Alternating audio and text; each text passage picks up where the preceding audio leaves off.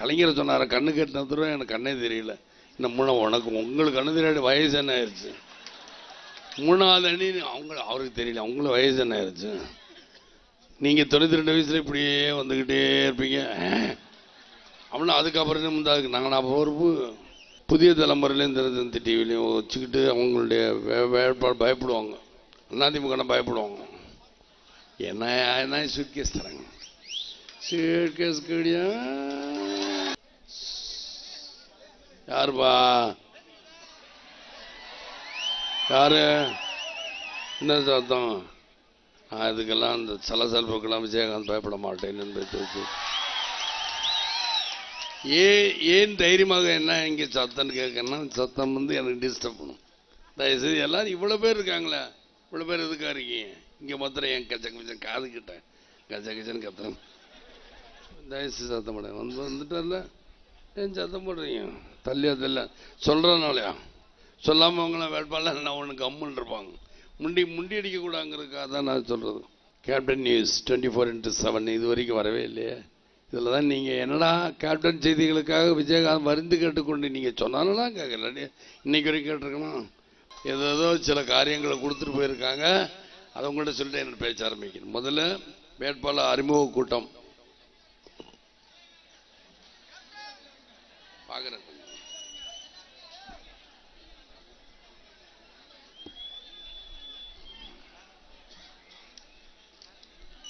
சிவந்தியப்பன் பம்பர சின்னத்தில் வாக்களிப்பீர்.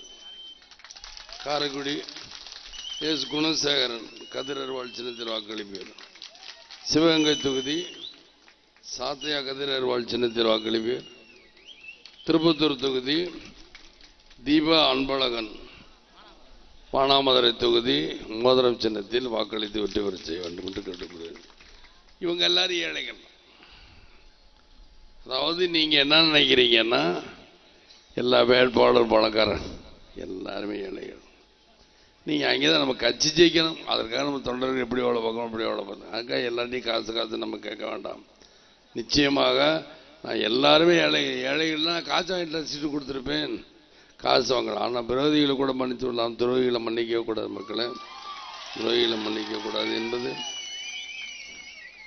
அதே போல் வாழ்ந்தான் இந்த விஜயகாந்த் வாழ்ந்தான் தான் இருக்கணும். நீங்கள் உட்காந்துருங்க, நீங்கள் உட்காந்து ஏன்னா அங்கே இருக்கும் எல்லாம் வாழ்ந்தான். நான் நேராக தான், நான் ஏன் உட்கார சொன்னேங்கிற புரிஞ்சுக்கணும். நான் எல்லா பக்கம் திரும்ப மாட்டேன், ஏன்னா நேராக ஒரே இடம் நான் பார்க்க மாட்டேன். நான் டெம்பிள் டிராவலர் இல்லை, எல்லாம் அவங்க சுற்றி பேசுறது.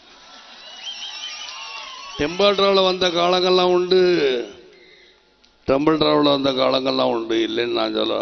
அப்போ ஸ்டாலின் மற்றவங்கலாம் ஸ்டேஜில் இருந்தாங்க, மேடையில் இருந்து பேசுனாங்க, என்னை கிண்டல் அடித்தாங்க. இப்போ அவங்க டெம்பிள் டிராவலில் சுற்றுறாங்க, அவர் ஸ்டேஜுக்கு வந்திருக்கிறேன்னு புரிந்து கொள்ளுங்கள்.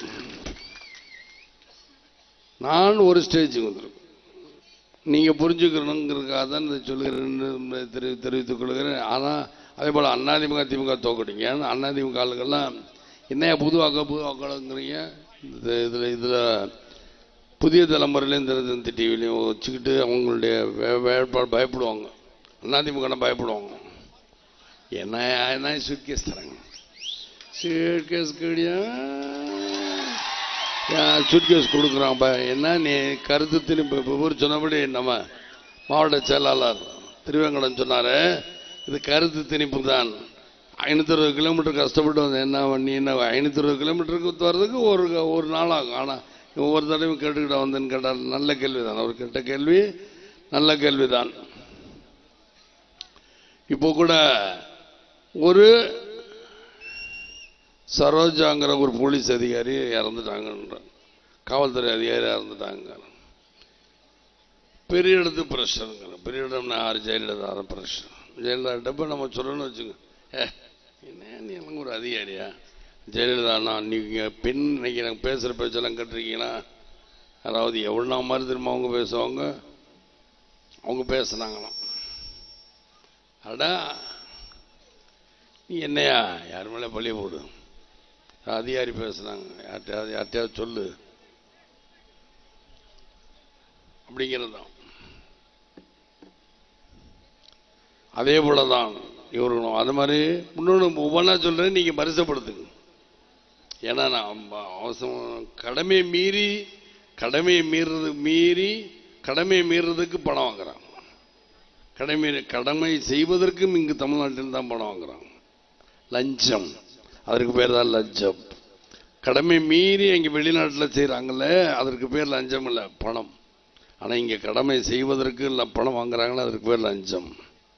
எப்படின்னா இப்போ கடமை மீறி செய்கிறவங்க வெளிநாட்டில்னா, இப்போ பாமைக்கு, ஏன்னா பாமைக்கிறவங்களுக்கெல்லாம் பணம் வாங்குறாங்கல்ல, பாமைக்கு சொல்லுங்க பணம் கொடுங்க, பாம்பை வச்சுட்டு துப்பாக்கி எடுத்து சுடுறேன். ஆனால் இங்கே வந்து ஒரு ஜாதி சான்றிதழோ ஒரு குடும்ப வாங்குறதுக்கோ எதுக்கு இருந்தாலும் பணம் கொடுத்தா தான் கொடுக்குறாங்க. அதனால் வெளிநாட்டில் கடமை மீறி செய்பவர்களுக்கு பணம், இங்கு தமிழ்நாட்டில் கடமை செய்பவர்களுக்கு பணம் கொடுத்தா நம்ம வேலையை வாங்குகிறோம். ஏன் விஜயகாந்த் எல்லாம் சொல்கிறேன், நல்லா யோசிக்கணும். அதே போல் டீப்ரூட் ஹைஸ்கூல், நான் படித்த ஸ்கூல் இங்கே தான் இருக்கு. டீப்ரூட் வரும்பொழுது தான் ராம்நகர்கிட்ட நான் பார்த்தேன்.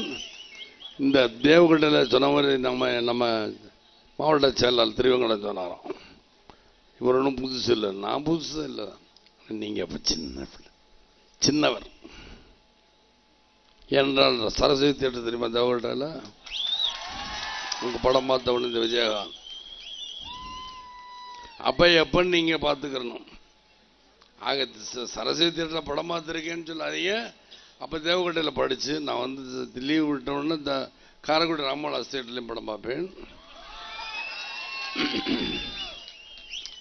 தேவகோட்டையில் வந்து படம் பார்க்குறேன், எம்ஜிஆர் படம் மட்டும்தான் பார்ப்பேன். காரைக்குடியிலும் பார்த்தா எம்ஜிஆர் படம் மட்டும்தான். சரி, இப்போ அம்மா உணவகம், அம்மா மருந்தகம், அம்மா சாப்பாடு, அம்மா தண்ணீர். நான் கேட்குறேன், அம்மாங்கிறேன், யார் கொடுத்த அம்மா இந்த பட்டம்? நீங்களாக வைத்த அம்மா. சரி, புரட்சித்தலைவர் எம்ஜிஆர் சின்னத்தை எடுத்துக்கிட்டு புரட்சித்தலைவர் குடிநீர் திட்டம் வைக்கிறீங்களா, இல்லை புரட்சித்தலைவர் உணவகம் வைக்கிறீங்களா? இல்லை. அப்போ நான் என்ன கேட்குறேன், உங்களுடைய சின்னமான சேவல் சின்னத்தில் நினைங்க பார்க்குறேன். ரெட்டையில தூக்கிடுங்க, எம்ஜிஆர் தூக்கிடுங்க, உங்கள் சேவல் சின்னத்தில் நினைங்க பார்ப்போம். சேவல் சின்னத்தில் தோற்றுருவோம் பயமா. இப்போ மட்டும்தான் தேர்தல் நேரத்தில் மாத்திரம் எம்ஜிஆர் போட்டுறணும். எம்ஜிஆர் காட்டின ரெட்டை இலைக்கு நீங்கள் 2 பேரா சேலத்தில் தூக்கு, 2 செத்துட்டாங்களா தூக்கு, தர்மபுரியில் 2 பேர் செத்து தூக்கு, இப்படியா பண்ணுறது என்ன? 2 பேர் செத்துருவாங்களாம். இன்னைக்கு தான் தேர்தல் அதிகாரி 15 லாரி பிடிச்சாங்க சொன்னாங்க. அதாவது இன்னைக்கு தான் தேர்தல் அதிகாரிகள் இந்த அளவுக்கு பிரமாதமாக வேலை பார்த்துருக்காங்க.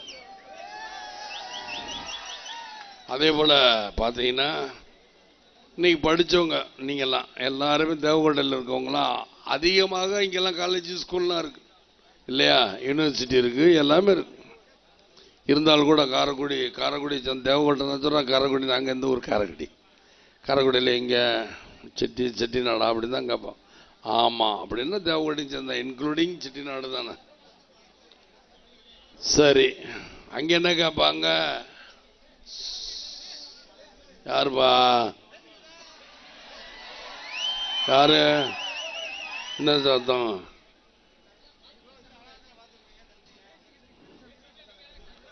அதுக்கெல்லாம் அந்த சலசலப்புக்கெல்லாம் விஜயகாந்த் பயப்பட மாட்டேன் என்பதை வச்சு ஏன் தைரியமாக என்ன இங்கே சத்தம்னு கேட்கணும்னா, சத்தம் வந்து எனக்கு டிஸ்டர்ப் பண்ணும். தயவுசெய்து எல்லாரும் இவ்வளோ பேர் இருக்காங்களே, இவ்வளோ பேர் எதுக்காக இருக்கீங்க இங்கே? மாத்திரம் என் கச்சன் காதுகிட்டேன் கச்சன்னு கத்துறேன். காதுகிட்டே வந்து கத்துறோம் இல்லையா? என்னுடைய பேச்சு கிடும்ல. நல்ல விஷயங்கள் தான் நான் இப்போ சொல்ல வந்தேன். இப்போ உதாரணத்துக்கு வச்சுக்கிறோம், எதுக்கும் இப்போ உதாரணத்துக்கு இப்போ ஜெயலலிதா இருக்கு. ஜெயலலிதா இருக்குன்னா நாங்களா சொன்னோம் இந்த மாதிரி கூட்டத்தில் அடைங்க. நல்ல விஷயம். நீங்கள் இன்னைக்கு தயவுசெய்து சத்தம் போட வந்துட்டார்ல, ஏன் சத்தம் போடுறீங்க? தள்ளியா சொல்கிறனாலயா? சொல்லாமல் அவங்கள வேட்பாளர் நான் ஒன்று கம்முன்னு இருப்பாங்க. முண்டி அடிக்கக்கூடாங்கிறதுக்காக தான் நான் சொல்கிறது. அதாவது இன்னைக்கு தேர்தல் அதிகாரிகள் இன்னைக்கு நல்லதுதான் பண்ணியிருக்காங்க.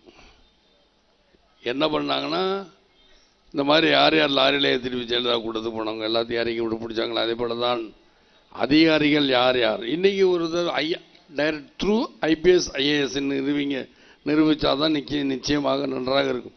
இவங்க படிப்படியாக முன்னேறாங்க. இப்போ ஒரு போலீஸ்காரர் இருக்கார், அவர் ஏட்டா போகிறார். ஏட்டா இருந்து இன்ஸ்பெக்டர், சப் இன்ஸ்பெக்டர் ஆகி இன்ஸ்பெக்டர் ஆகிருந்து டிஎஸ்பி இருந்து அப்புறம் எஸ்பி, சர்க்கிள் இன்ஸ்பெக்டர், எஸ்பி ஆகிறதுன்னு வச்சுக்கோங்க. எஸ்பிஐ அப்புறம் ஐபிஎஸ் போகிறத விட டைரக்டர் ஐஏஎஸ் போடுங்க என்று என்னுடைய தாழ்மையான கருத்துக்களை தெரிவித்துக் கொள்கிறேன். தேர்தல் அதிகாரி அவர்களே, 2 நாள் நீங்களும் சொன்னீங்க, நான் டிவியில் சொன்னேன். டிவியில் பார்த்து 2 இன்னைக்கு நாள் 3 நாள் ஆயிடுச்சு. கேப்டன் நியூஸ் 24x7 இது வரைக்கும் வரவே இல்லையே. இதில் தான் நீங்கள் என்னடா கேப்டன் செய்திகளுக்காக விஜயகாந்த் வருந்து கேட்டுக்கொண்டு நீங்கள் சொன்னாலும் கேட்கல, இன்னைக்கு வரைக்கும் கேட்டிருக்கணும். மக்கள்கிட்ட கேட்க மாட்டேன். ஏன்னா அது வரும்பொழுது வரட்டும். இல்லை என்றால் அண்ணன் சொன்னபடி இது குருட்சேத்திர போர் முடியட்டும், அப்புறம் பார்த்துக்கலாம் இல்லையா. தர்மத்திற்கும் அதர்மத்திற்கும் நடக்கும். தர்மவான்கள் நாங்கள், அதர்மவான்கள் அவங்க. ஊர் பூரா பணம் கொடுத்துக்கிட்டு இருக்காங்க, அவங்க தான் அதர்மத்தை சேர்ந்தவர்கள். ஊரா பணம் கொடுத்து ஓட்டு வாங்கலான்னு நினைக்கிறாங்களே. பணத்தை கட்டுப்படுவது தேர்தல் அதிகாரி. பணத்தை கட்டுப்படுத்தணும், பணத்தை யாரும் கொடுக்கக்கூடாது என்பதை தெரிவித்துக் கொண்டு, ஏன்னா சொல்றேன்,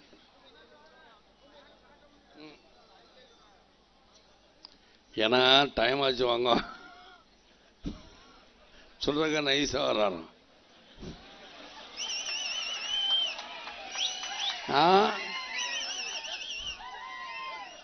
நான் பேசுறேன், கவலைப்படா, நான் பேசுறேன். அமைதியாக இருந்தால் நான் பேசுறேன். நீங்களாம் நான் நல்லா பேசிக்கிட்டு இருக்கும்போது இங்கே ஒரு குரல் நீங்களா கேட்டீங்கன்னா அப்போ பேசுங்க, நான் பேசிக்கிட்டு தான் இருப்பேன். டிப்யூட்டி ஸ்கூலில் இருக்கும் பொழுது என்னங்கிற என்னுடைய இளமை பருவத்தை சொல்லட்டுமா இல்லை வேண்டாமா? இளமை பருவத்தை நீங்களே படிச்சிருப்பீங்க.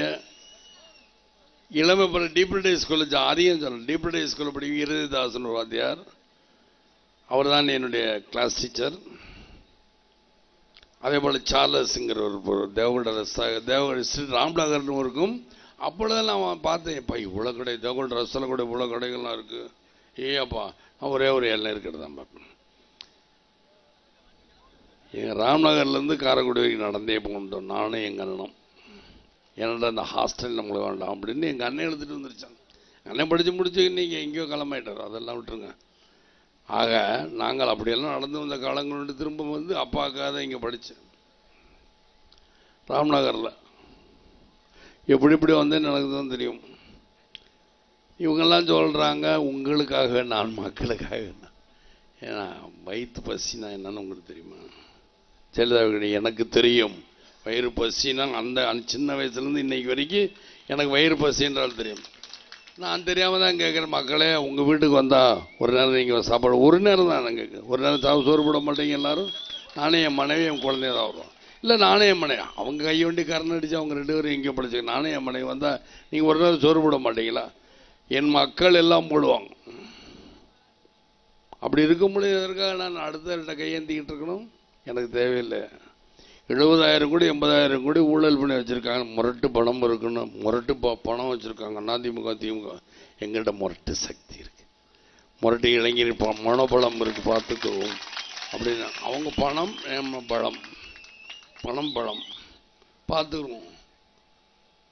நல்லா எடுத்துருங்க. ஏன் பயந்து சும்மா ஏன் அப்படி சும்மா எடுங்க.